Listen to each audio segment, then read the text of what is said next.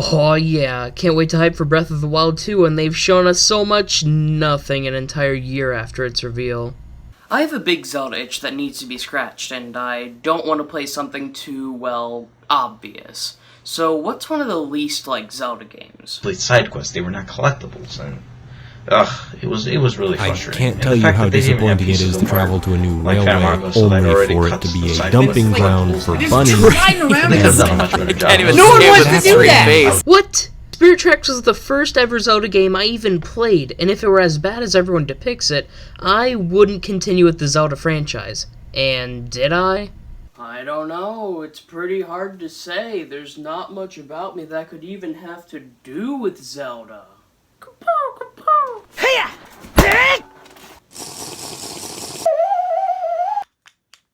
Yes. Yes, I did. I honestly remember Spirit Tracks being super fun and interactive, so I guess there's only one way to settle the score. I am going to be replaying The Legend of Zelda Spirit Tracks so that I can see what I can say about the game.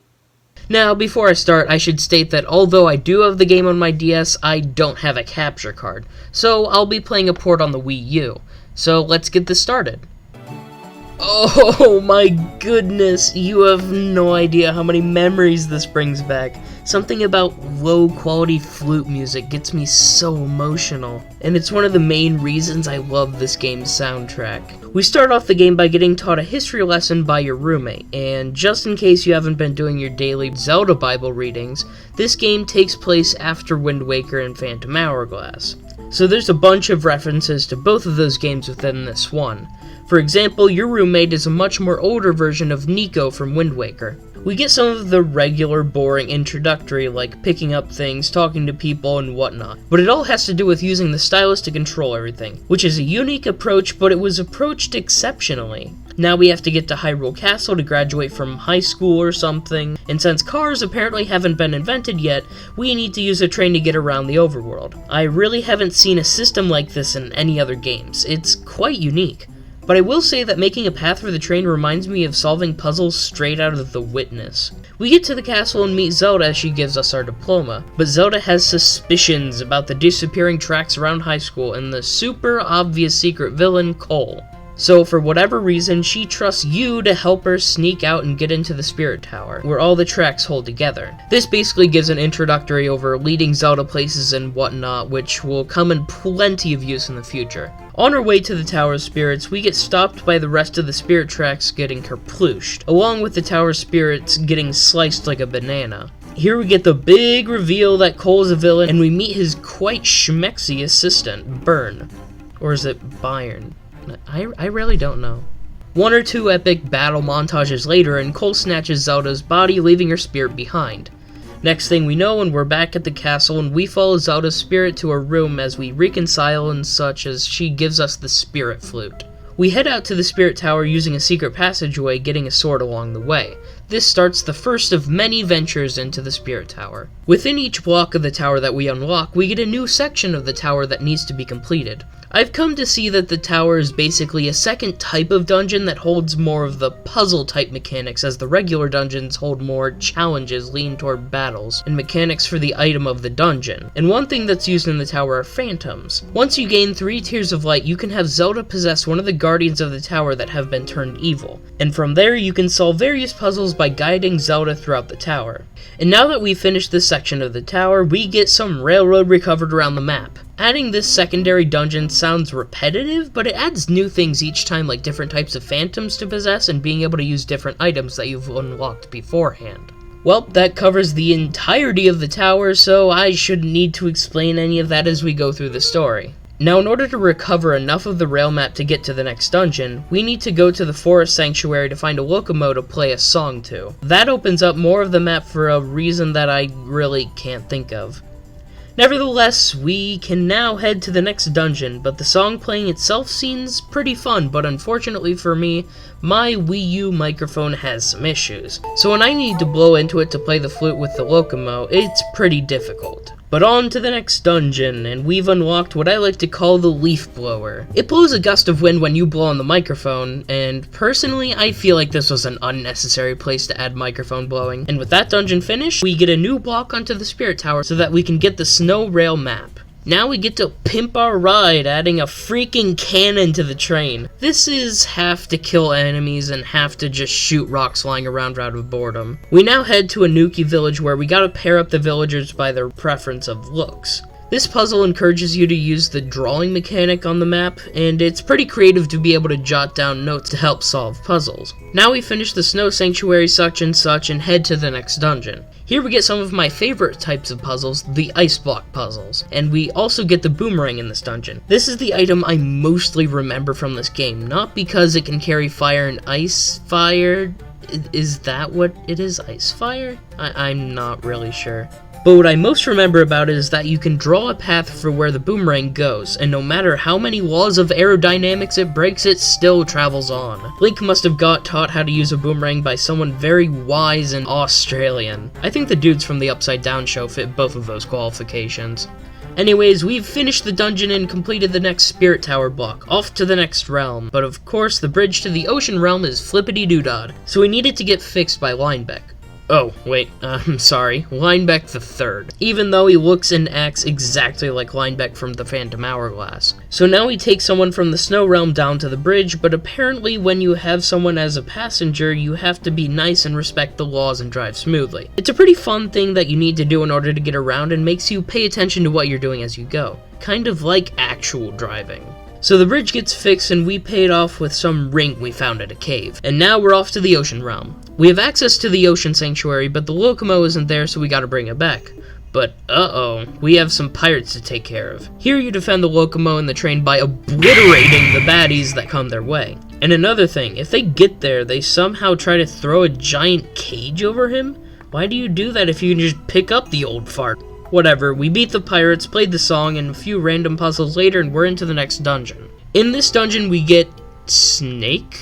So it's some kind of whip that can also be used as a grappling hook? Pretty creative if you ask me. It also allows you to pick up certain items and weapons that could be used to attack enemies or solve puzzles. So, one dungeon and one tower later and we're off to the Fire Realm. We head to the Goron village and in order to freeze off a passageway to the Fire Sanctuary, we need to haul in ice from the Snow Realm. It's at this point we get the cart that lets us carry cargo like wood and ice to and from places for people. It's pretty similar to carrying people around, only you don't need to respect the law and it only gets lost if you get hit, make a sharp break, or don't slow down on a sharp turn. So now we can get to the Fire Sanctuary and open up more tracks to get to our next dungeon. Here we have some regular puzzles, a minecart gimmick, and, remember the only way to open this door is with a key.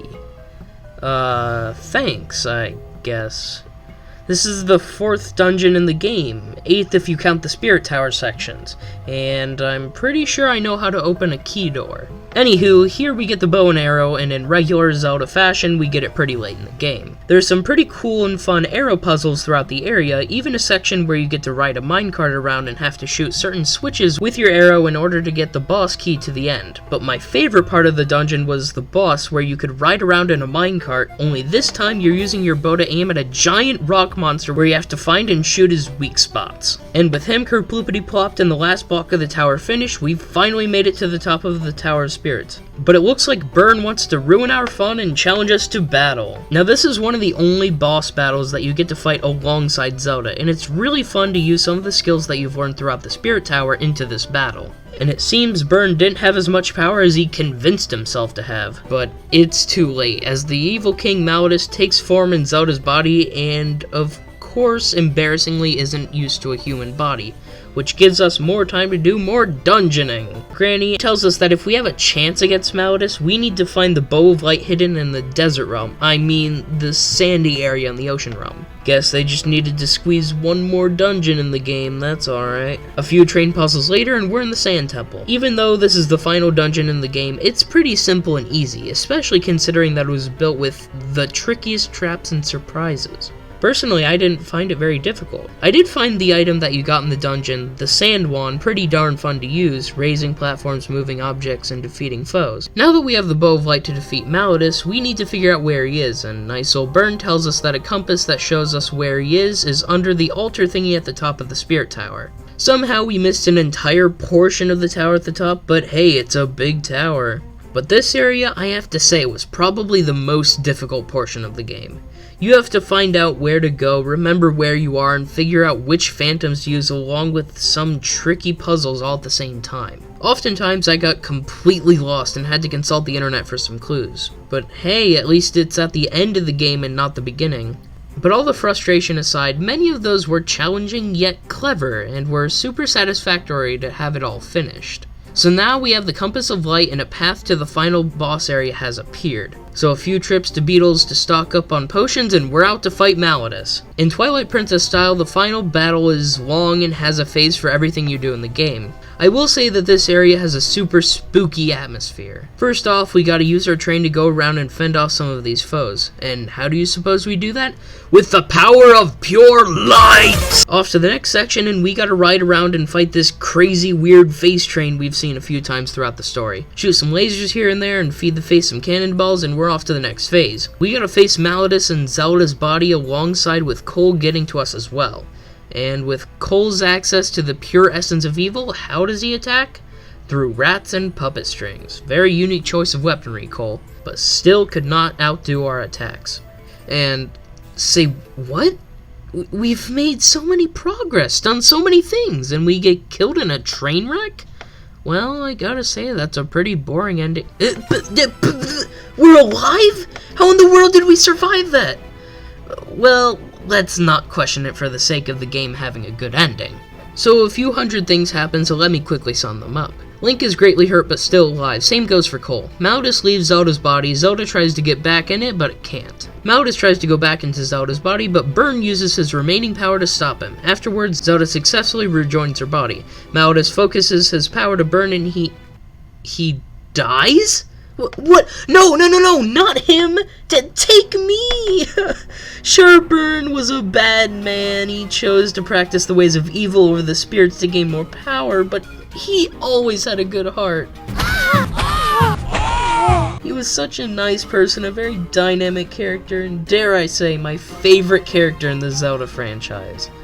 You can't take that away from me. I'll kill you! Screw explaining the rest of this battle. I'm in no mood. Get lost, you pesky pest. Now that that turd face is out of this world, Zelda and Link can finally live in peace. So, that was The Legend of Zelda Spirit Tracks. It's quite a fun game, and it was pretty obvious that they made some different decisions in this one. But it's what made the game so fun, unique, and special. I really need to point out how much denouncing this game got over the years, and I think I can definitely say that it never deserved it. So now to start with reviewing the game. I sure have a lot to say about this game, but this isn't something I can do all alone. To fully give this game a sense of a good opinion, my good friend Nitro Indigo can help us give this game an accurate review. She's done twice as much research and put twice as much heart into Spirit Tracks than I have, so she'll be a great help. Greetings, citizens of the internet! You can call me Nitro Indigo, and I think about Spirit Tracks way too much. To cut a long story short, I really wanted to get into The Legend of Zelda back in 2011, but I was so apprehensive about it that I spoiled every game for myself. I spoiled Spirit Tracks the most, which I still regret to this day. Then, about a week after I finally got this game, I put it down halfway through. For 2 years. Despite this, I still love Spirit Tracks. For starters, it has my favourite soundtrack on DS, and I will fight the entire Pokemon Mystery Dungeon fandom about this. No track sounds empty, the instrumentation is vibrant, and it has an identity thanks to its use of leitmotifs. To explain why it's good, I'll describe my favourite track, Fighting Cole and Malladus. Most of it sounds ominous and electronic, unlike anything else in the game. When all hope seems lost, there's a verse played on the pan flute, which ends with a riff of The Legend of Zelda's main theme. Afterwards, there's a bridge which alternates between the pan flute and the ominous sounds, almost as if they're struggling against each other. This part doesn't sound out of place because the background beat remains the same, but more importantly, the pan flute is associated with the heroes, and this is where it reaches its peak. Now obviously, Link plays a pan flute, but it's more important to the game's story than you might think. Zelda inherited the spirit flute, or pipes if you played the British version like I did, from Tetra, who received it from Anjean under the condition that she would protect New Hyrule. The colours of each note correspond to the realms. The Japanese title of this game is Daichi no Kiteki, which means steam whistle of the land. When you remove a kanji, it becomes the Japanese name of the spirit flute, Daichi no Fue, which means flute of the land. The same land that the pirates promised to find at the end of the Wind Waker, and that Anjean tells their successors to watch over at the end. I didn't realise how cohesive these themes were until Kai alone made translation comparisons of every major cutscene. Check them out! Link in the description. Also, I like how the side quests feed into each other. There are two main side quests, collecting rabbits and doing boring escort missions and fetch quests. The latter reward you with Force Gems, magical Doritos made of crystallised gratitude that restore more Spirit Tracks. These are not only required to get all the rabbits, but can also unlock more Force Gem side quests. Plus, I have a soft spot for games that involve saving the world through the power of gratitude. The DS Zelda games are frequently criticised for their graphics, and to be honest, I agree. You can count the pixels in a lot of textures, especially in the overworld. The frame rate chugs when there are too many enemies on screen, and you could cut carrots with Link's single poly ears. However, they make up for this with excellent animation. The characters all have energy to their movements, and even if they're standing still, their faces and body language are very expressive. I've created a set of criteria for judging cutscenes in 3D video games called the Phantom Hourglass threshold, named after this game's predecessor, which also has well-animated cutscenes. These criteria are: how often do the characters move? How many poses and expressions do they have? How varied are the camera angles? If a game's cutscenes are less dynamic than the glorified DS tech demo, it has failed! Fortunately, this sequel to a glorified DS tech demo succeeds. The majority of cutscenes in Spirit Tracks are, let's face it, characters talking about exposition, but they're still interesting to watch. I'll use the cutscene where Link and Zelda meet Anjean in the Tower of Spirits as an example. My favourite part is the close-up of Zelda's face while Anjean calmly tells her that Maladas is going to possess her body. It would have been so easy to use shot reverse shots for this entire conversation, that is, focusing on whoever's currently talking, but instead, this shot focuses on Zelda's reaction in order to set up what happens next. It cuts to an overhead shot. There are a few seconds of silence. Suddenly, Zelda flies up to the ceiling, screaming "No!" in Japanese. Her shocked expression contrasts her curious one in the previous shot, and there's a great sense of comedic timing. Speaking of which, Zelda is hands down my favourite character in this game. First of all, she's proactive. The plot is kicked off by her decision to sneak past the guards and go to the Tower of Spirits against Cole's wishes, her first step in regaining her agency. When Cole zaps Zelda's soul out of her body, it's not just to make Maladas' resurrection easier, he's also making sure she can't be a threat. Fortunately for us, she still doesn't give up. At first, she berates herself for being unable to do anything, but by the end, she's confident that she can defeat Maladas alongside Link, even though there's a chance that she won't be able to return to her body. Now that's what I call character development! Also, she has great dialogue. She has something witty to say about almost every place you visit and every character you meet. And that's all I have to say for this video. Over to you! Thank you, Indigo.